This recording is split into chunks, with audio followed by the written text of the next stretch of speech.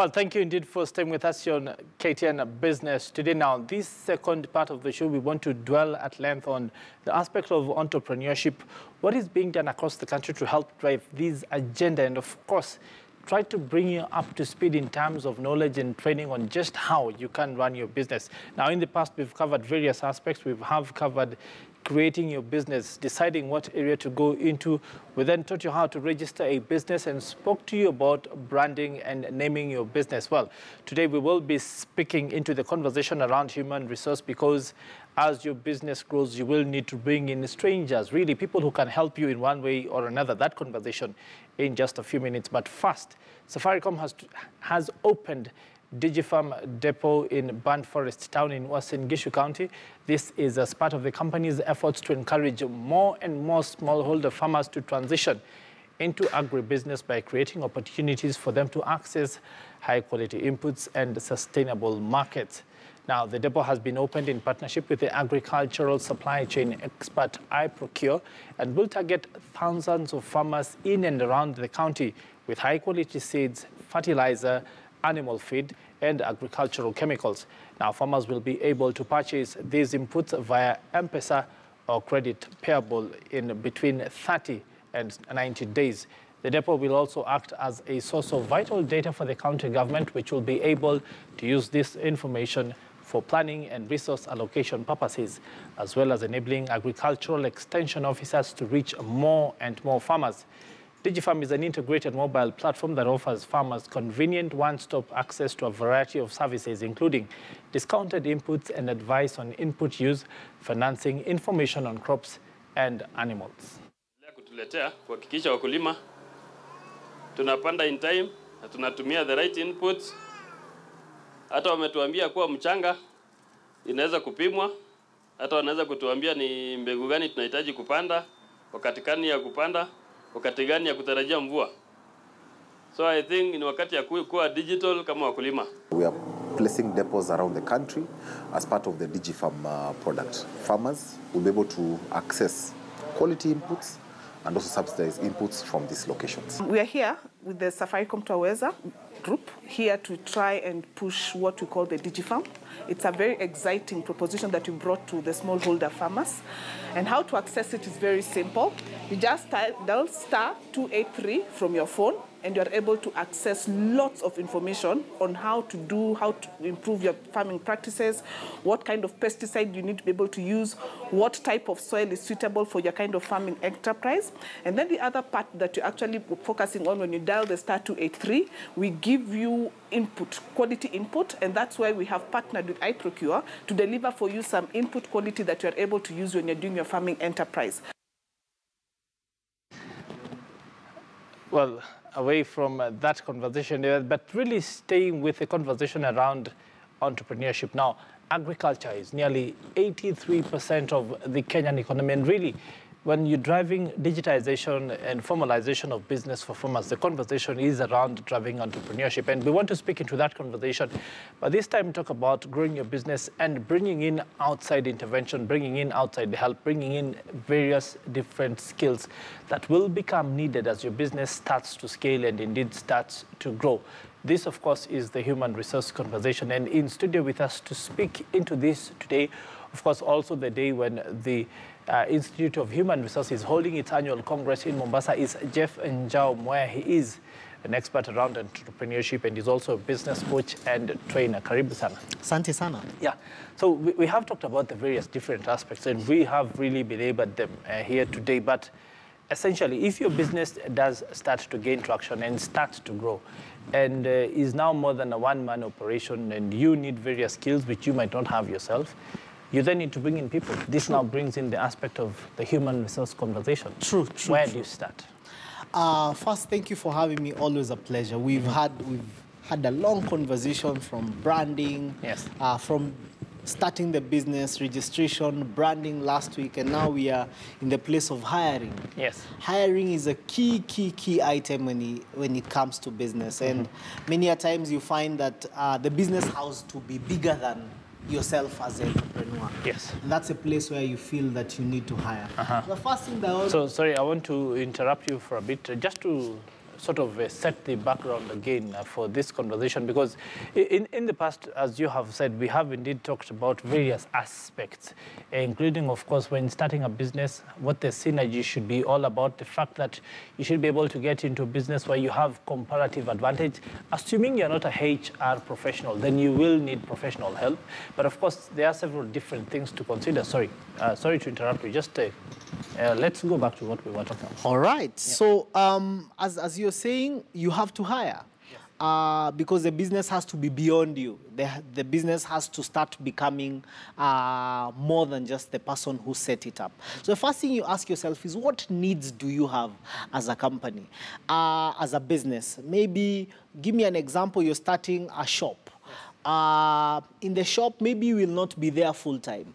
So you will need someone else. So the first thing is, try and figure out the demand, the hiring demand that the business has. Do you need a marketer? Do you need a salesperson? Do you need a storekeeper? Do you need, an accountant? What is the demand? Before you go to hiring, you need to ask yourself, who do I need first? Yes. Many a times we get into the problem where we hire before we've found out the demand. So you get this guy, maybe you've gone for a family event. So you assume you just need maybe 2 people to run your shop. And exactly. You've been told that when there are 2, they can't steal, so that is what you do. Exactly.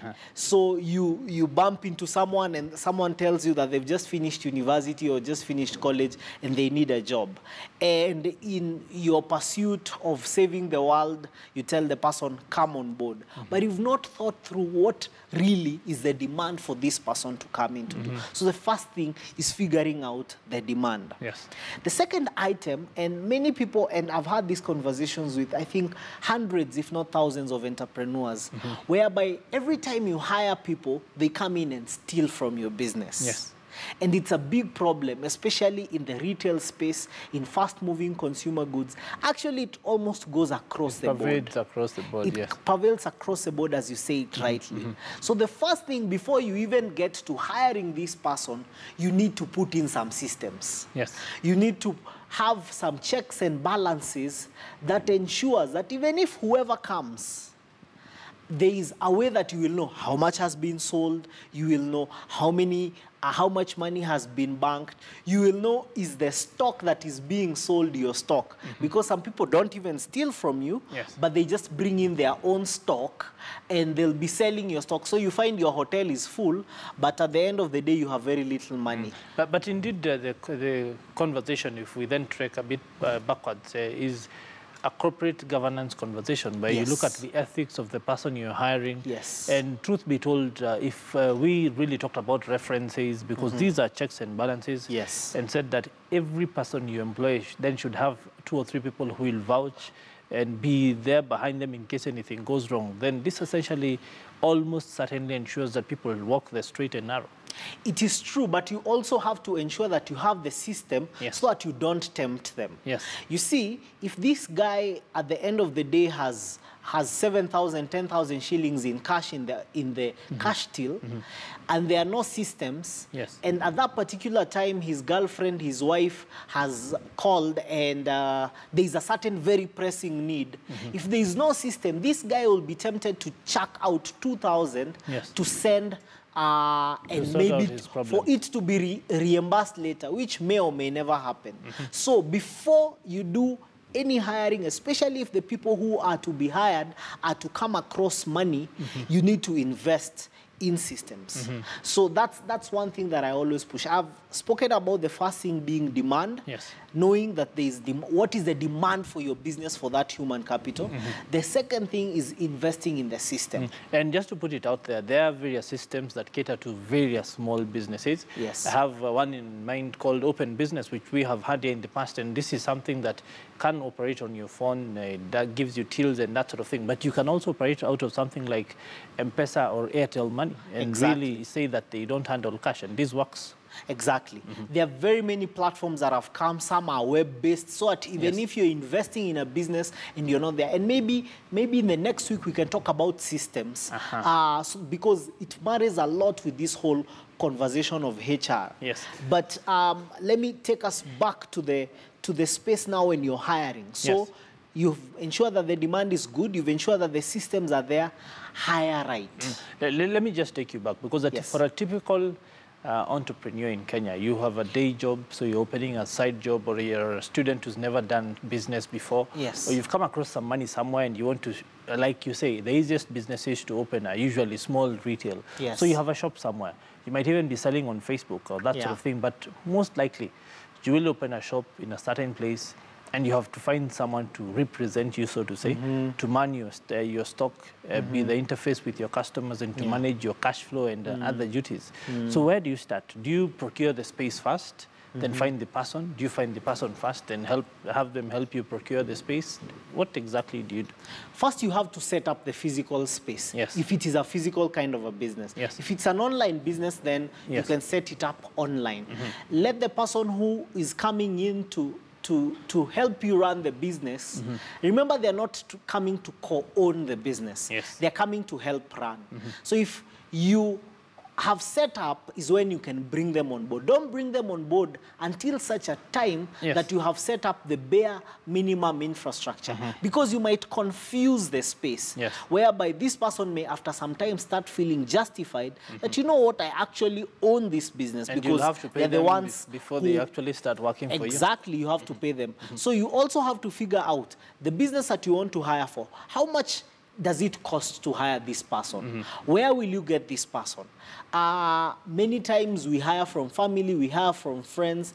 They are good to hire, but they are also very dangerous, because firing them in the event that you have a problem becomes a big nightmare. Because if you fire this guy who was your sister's brother, your sister's wife's auntie, you'll be called by your grandmother, and they'll ask you, hey, dude, why have you fired this particular person? So always, hiring should be very professional. Even if you choose to hire family, let it be done professionally. So where do you find these people? Is it that you will ask for references from friends and family? Do you walk around? Do you post an ad in the paper? Do you put one out on Facebook, social media? Are they in a place to be found? Because one of the greatest challenges is a marketplace where you can find people looking for jobs and people looking to hire, so that much of skills. That is very true. But one of the best things about Kenya, Kenya has among the best HR. I think it's the second best HR in Africa. So today, if you want anything, if you want any kind of a person, you will find. The easiest way to advertise is just post it online. Post it in your social media space. Post it on Facebook that you're looking for someone. There are so many HR companies that have platforms that you can post the jobs. And actually, for employers, it's almost free to post a job in some of these platforms. So, and you'll be so surprised that so many people will apply. It is important that when you're hiring, you get one person from a pool of many. Because if you get one person from a pool of one person, you don't know what is out there. So it's always important to bring, even if the business is a small business, even if it's a startup, even if it is the tiniest item that you will ever think of as a business entity, it is important to interview a few people, have conversations with them. Now, one of the things I always tell my clients when it comes to hiring is that attitude is superior to competence. Attitude is so important. Competence and training can be able to improve your competence. But you hardly can be able to work on attitude of someone if they have a pathetic attitude. So you hire people who have good attitude. That's number one. Number two, when you're hiring, you have to figure out people who are loyal. When you hire people who are loyal, you'll find that even if there are problems in the business, even if there's a challenge, even if tomorrow there's no money to pay this particular person, they will wait. They'll be able to hear it out. They'll be able to even figure out a modality in which they'll grow the business so that they can be able to earn the money. Don't get guys who all they're interested in is getting their money and coming out. You need to get people who are diligent with their business. And that brings in the third step. That the people who are coming in as you're hiring should be people who are invested in making the business make money. Because otherwise, they'll just be a liability to you as an entity. So attitude, extremely important. Ensure that it's competitively done, and ensure that these people are invested in bringing in the money to the business. Finally, because we're almost out of time, maybe just under a minute left. Yes. How do you motivate them? Because once you bring them in, these are people who you've gotten out of the blue. You might have to do a bit of training. They might have experience. How do you then start to ensure that they are invested in the business? Have you said, is it a commission? Is it incentives? Is it really different ways of humanizing that workplace? First thing, immediately they come, sell them the vision. People think that motivation is only about money, but no. People want to buy into this vision. People want to buy in the vision of KTN News. That the vision is so big that everyone wants to plug in. Sell them the vision of the business. Number two, train them. Teach them what they are supposed to do. No one wants to be in a place where they are not adding value. And the way you can help anyone who you've brought in to add value is teach them the expectation. Don't assume that they know. Never assume that they know. And this goes out from the biggest, and I've participated in corporate training for many institutions, banks, and even small businesses. Train this guy. After training the guy, is figure out a motivation mechanism of money. Ensure that whatever amount of money that you choose, it is money you can sustain. Many a times we peg this high salary, but come month 2, month 3, you are unable to pay it. You'd rather put in a small amount of money that you're sure you'll always be able to meet and that you can increase over time than have a high amount of money that you'll be unable to sustain. So then remember that there are many other items within which that keep the person there. How you treat them. Are you kind to them? Is the working environment good? What is the time to come in? What is the time to go out? And all those things are in one item called the employment contract. Ensure that there is an employment contract that is detailed. It says when you're supposed to come in, what are your expectations, what are your deliverables, what are your terms of payments, do you get a commission, do you not get a commission, at what point will you be promoted, how does promotion come in, how does expansion of the salary come, all that is put in a detailed employment contract. And of course, ensuring that they and of course you as the employer have signed on the dotted line. Yes. Well, indeed, unfortunately, we are out of time. Interesting conversation and one that we hope we can continue next week.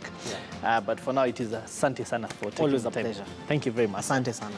Well, on that motivational, indeed, employment note, the perspective that when you are hiring, indeed employing for your business, there are various steps that you have to take to ensure that you are hiring for the future and that it makes your business sustainable. Well, we are indeed at an end for the show for today. Of course, coming up in just a few minutes is the news in Swahili from the Mbiu ya KTN. That, of course, is from the Swahili desk. We will be here again tomorrow at the same time with more from the world of business. But from us here, from our Mombasa Road studios, it is Kwaheri ya kuonana.